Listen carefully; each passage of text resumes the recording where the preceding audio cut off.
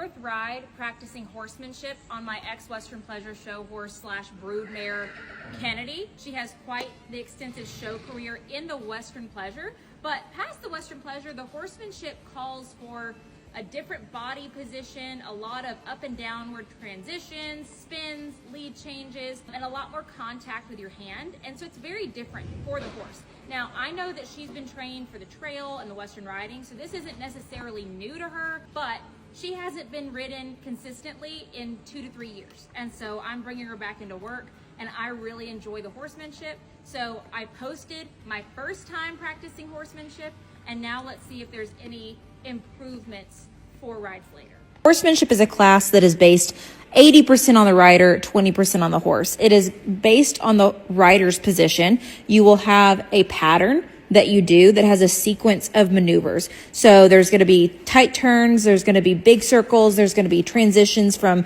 the trot to the canter, the extended trot to the jog, from the walk to a stop, back, spins, lead changes, counter canters, all kinds of stuff. And it's going to put your riding to the test, essentially.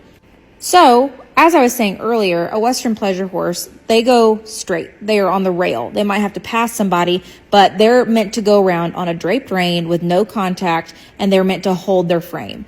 In the horsemanship, because you're swapping directions, because you're doing speed changes, you're doing so many transitions, you're going to have more contact with your hand. You're going to have a little bit different frame with your horse. And here's where Kennedy's been struggling a bit. And here's the thing also, I'm not a professional. So, me trying to tune her up for the horsemanship probably isn't as efficient as a trainer doing it. She wants to really kick that hip in, and she basically just wants to be on a drape in a Western Pleasure frame.